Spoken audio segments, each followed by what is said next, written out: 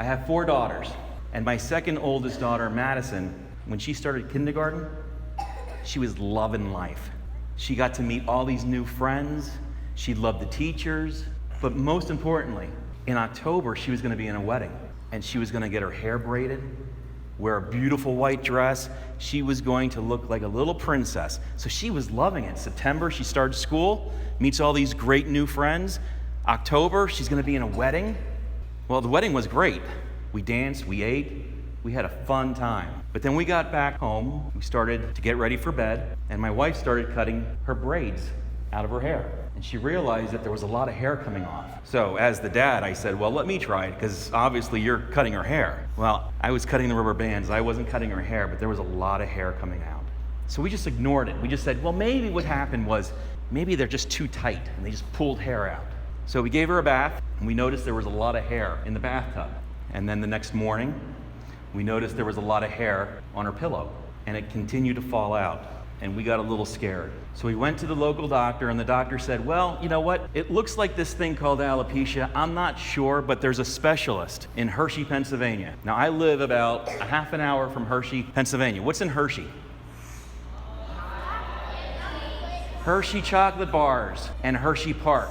Those are the only 2 things I like about Hershey. I did not want to go to the doctor, but we got the 4 girls into the minivan, and we went to the doctor. We got in there, and I was thinking, well, this is what they're going to do. They're going to give her some lotion. Her hair will start getting thicker. We'll go home and live happily ever after. But then things changed. As soon as they got in there, the doctor came out. He looked at her head. This is alopecia totalis. The way that she's losing her hair around the crown of her head, she's probably going to lose all of it. She'll probably end up with universalis. I had no idea what he was talking about, but the one thing I knew, I was angry. I was mad. He just told me that she was going to lose all of her hair. I don't remember anything that he said. When the appointment was over, we got back into the minivan and we started driving home. And I'm still angry. But as I'm driving, the anger started to disappear. I wasn't feeling better, but the anger left, and then sadness came in. I started thinking about all the things that were going to happen in my life. She just started kindergarten. She just met all these great, cool friends. She loves school, and now her hair's falling out. The kids are gonna make fun of her. They're gonna tease her. They're gonna ignore her. Then she's going to 1st grade and 2nd grade, and then she's gonna be made fun of all through elementary school and ignored. She won't have any friends anymore. And then, oh my gosh, when she goes to high school, she won't go to the prom. And why would she go to college? If she gets made fun of in elementary school and in high school, why would you wanna go to another school? And then I'm thinking, what is she gonna do for her life?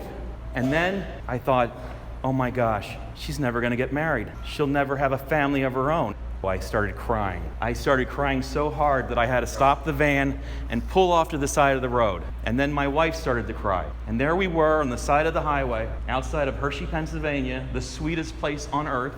And there I am feeling sorry for myself because I was going to have a little girl that had no friends, and we were just crying and feeling sorry for ourselves. And then all of a sudden we hear this little voice. It wasn't my oldest daughter, and it wasn't the youngest one because she was just an infant, and it wasn't my 3rd oldest because when she starts talking, she doesn't stop. It was Maddie, and she goes, Daddy, why are you crying? And in my head I'm thinking, you don't know why I'm crying? You were just in the doctor's office with me. So we started driving back, and I told my wife, you know what, we can't cry in front of her anymore because she's a lot braver than us. We're worrying about all the things that might happen. She's a great little girl. Why are we thinking this way? Why do we think that she's not going to have any friends? Why do we think that she's not going to be popular in high school and go to the prom and then go to college and then have a big family? Why would I think that? The reason I'm thinking that way is because she looks different. Well, everyone looks different. Does she really need hair to be a great, popular, fun, beautiful kid? No. Do you need brown hair to be a great, beautiful, wonderful kid? Blonde hair? Red hair? Gray hair? Do you have to be tall or short? Do you have to be big or little? Fast or slow? How about dark skin, light skin? No? So everyone is different, so that means she's normal, because that's what normal is. So what we decided to do was to help ourselves, because we're still not 100%, but we want to make sure we help her. So we started the Children's Alopecia Project, and we started it so we could help other families. because we made a lot of mistakes, and I learned from all of them. And then we started this nonprofit, and we started having camps, and we grew so much that we're all over the world now. And we're only here to help kids with their self-esteem, and also about making sure that we raise awareness. So we gave her a hat, and we told her to wear the hat to feel better, but it was the wrong thing to do. She was afraid to take the hat off. What we did was we went to the mall, and I had her stand on one side, and I went to the other side of the mall. And for 20 seconds, she would take her hat off. So all these strangers would walk past her and look at her bald head. And then after 20 seconds, I would nod my head, and we would meet in the middle, and I would say, "Did you feel okay? Did anybody say anything to you?" She's like, "No, everyone was fine, except they give me this weird smile." And I said, "What do you mean they give you a weird smile?" And she said, "They smile at me like this. This is the smile of, 'Oh, you poor little girl, you have no hair. You must be sick.'" And I'm like, oh my gosh, I don't want people to think you're sick, because when you have alopecia, it's an easy disease to have because it doesn't hurt. No one will ever die. It's not contagious.